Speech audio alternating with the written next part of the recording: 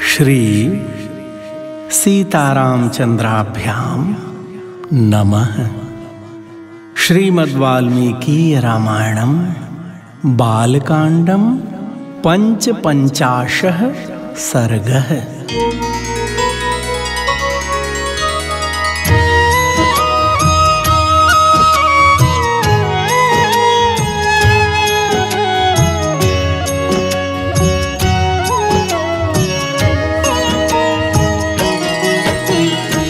ततस्तानाकुलान् दृष्ट्वा विश्वामित्रास्त्रमोहितान् वसिष्ठश्चोदयामास कामधुक् सृजयो गतः।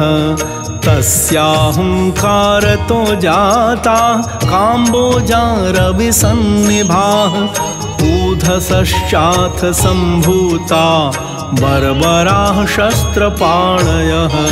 योनिदेशाच्च यवनाः शकृद्देशाच्छकाः स्मृताः रोमकूपेषु म्लेच्छाश्च हारिताः सकिरातकाः। तैस्तन्निषूदितं सर्वं विश्वामित्रस्य तत्क्षणात् सपदाति गजं साश्वं सरथं रघुनन्दन। दृष्ट्वा निषूदितं सैन्यं वसिष्ठेन महात्मना विश्वामित्रसुतानां तु शतं नानाविधायुधम् अभ्यधावत् सुसंक्रुद्धं वसिष्ठं जपतां वरम् हुंकारेणैव तान् सर्वान् निर्ददाह महान् ऋषिः। ते साश्वरथपादाता वसिष्ठेन महात्मना भस्मीकृता मुहूर्तेन विश्वामित्रसुतास्तथा। दृष्ट्वा विनाशितान् सर्वान् बलं च सुमहायशाः सव्रीडं चिन्तयावेष्टो विश्वामित्रो भवत्तदा। समुद्र इव निर्वेगो भग्नद्रष्ट्र इवोरगः उपरक्त इवादित्यः सद्यो निष्प्रभतां गतः। हतपुत्र बलो दीनो लूनपक्ष इव द्विजः हत सर्वबलोत्साहो निर्वेदं समपद्यत। सपुत्रमेकं राज्याय पालयेति नियुज्य च पृथिवीं क्षत्रधर्मेण वनमेवाभ्यपद्यत। स गत्वा हिमवत्पार्श्वे किन्नरोरगसेवितं महादेवप्रसादार्थं तपस्तेपे महातपाः। केनचित्त्वथ कालेन देवेशो वृषभध्वजः दर्शयामास वरदो विश्वामित्रं महामुनिम्। किमर्थं तप्यसे राजन् ब्रूहि यत्ते विवक्षितं। वरदोऽस्मि वरो यस्ते काङ्क्षितः सोऽभिधीयताम्। एवमुक्तस्तु देवेन विश्वामित्रो महातपाः प्रणिपत्य महादेवं विश्वामित्रो ब्रवीदिदम्। यदि तुष्टो महादेव धनुर्वेदो ममानघ सांगोपांगोपनिषदः सरहस्यः प्रदीयताम्। यानि देवेषु चास्त्राणि दानवेषु महर्षिषु गन्धर्व यक्षरक्षसु प्रतिभान्तु ममानघ। तव प्रसादाद्भवतु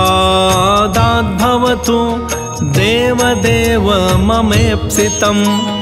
एवमस्त्विति देवेशो वाक्यमुक्त्वा गतस्तदा।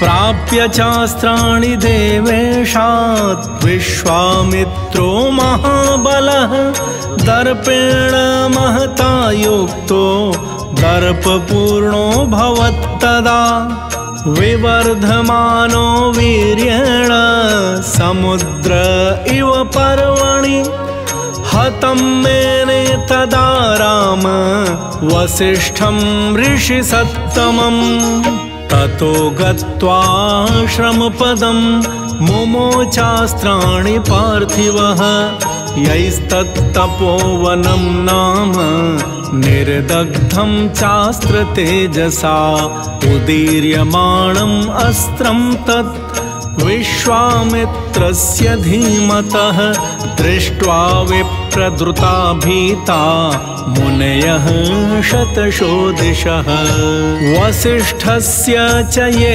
शिष्या ये च वै मृगपक्षिणः विद्रवन्ति भयात् भीता नानादिग्भ्यः सहस्रशः वसिष्ठस्याश्रमपदं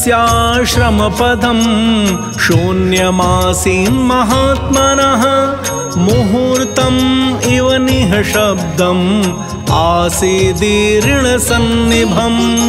वदतो वै वसिष्ठस्य मा भैरिति मुहुर्मुहुः नाशयाम्यद्य गाधेयं निहारम् इव भास्करः एवमुक्त्वा महातेजा वसिष्ठो जपतां वरः विश्वामित्रं तदा वाक्यं सरोषम् इदमब्रवीत् आश्रमं चिरसंवृद्धं यद्विनाशितवानसि दुराचारो हि यन्मूढः तस्मात् त्वं न भविष्यसि इत्युक्त्वा परमक्रुद्धो दण्डमुद्यम्य सत्वरः विधूम इव कालाग्निः यमदण्डमिवापरम्। इत्यार्षे श्रीमद् रामायणे वाल्मीकीये आदिकाव्ये बालकाण्डे 55 सर्गः।